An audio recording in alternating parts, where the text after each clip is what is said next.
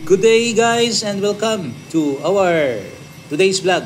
Change oil ng Toyota Fortuner.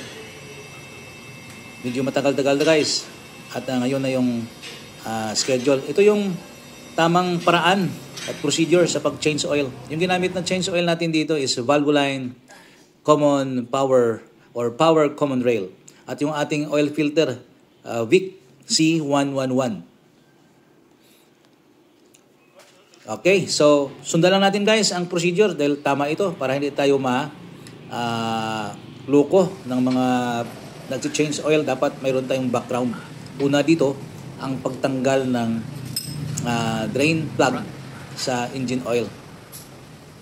Yan guys, tinatanggal na ng ating kaibigan. At yun mapapansin natin, no, dahil matagal na ito, maitim na yung oil natin. Kaya hindi na masyadong maganda yung tunog.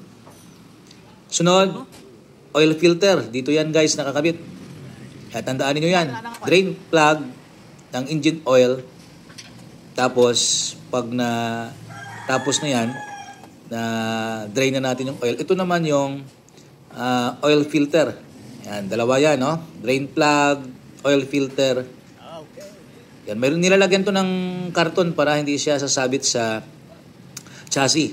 Kasi pag sumabit yan, matagal makuha yung tulo ng engine oil. Okay, yan. So, nakuha na yung ating oil filter.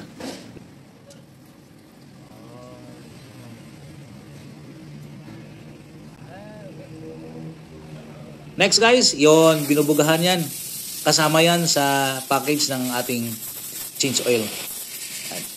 So, di maiwasan, nag-iipon yan ng mga dumi at alikabok. So, mas maganda na mabugahan siya ng hangin.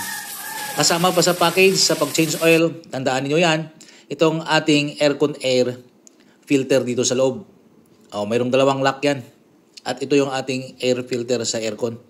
Yan, medyo palitan na to guys, no? Na nangangailangan na ito ng schedule ng pagpalit. Kailangan mapalitan sa susunod na change oil. So, susunod na lang yan at ito ay binubugahan guys para matanggal ang daming mga dumi at alikabok. Nakaka-apekto yan sa performance ng ating aircon sa loob.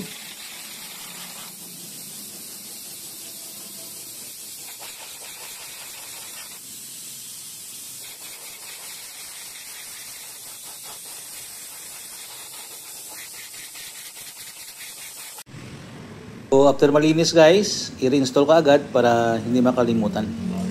Yun yung procedure ng pagtanggal at pagkabit ng aircon air filter. Ngayon, ito na yung kasunod natin na steps, ang ating oil filter. So, tanggalin yung plastic at lagyan siya ng ng oil sa kanyang rubber para hindi masira pag kinabit natin guys yun. So ito yun guys, yung kinakabitan ng ating oil filter. Yun yan. So bago natin ikabit, kailangan punasan para malinis at sigurado na eksakto yung pagkabit natin ng ating oil filter. So hand tight at kunting twist para sigurado na hindi siya matatanggal.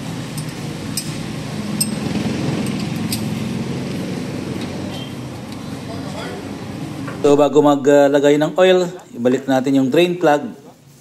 Siguraduhin natin na mahigpit para wala tayong tulo or leak ng oil. Dan, ngayon, binababa na yung ating sasakyan dahil maglalagay na tayo ng oil. Yung oil natin guys is 7.5 liters. Yung ilalagay natin guys sa engine. Una natin nilagay yung 6 liters, sunod yung 1.5 liter guys.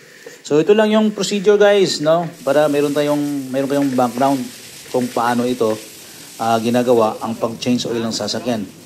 At least mayroon kayong background. Alamin nyo ang mga paraan at maiwasan natin na tayo ay ma-scam or maloko. After na makabit natin, i-check natin yung level ng oil. Ayan. So naging malinaw na yung oil natin dito dahil bago yan. Ito guys, yan, malinaw na yan. Ngayon, after na eksakto na yung level at nakita natin, test na natin guys at yun, yung tunog ng bagong change oil ng Toyota Fortuner. So thank you for watching in Ken DIY PH.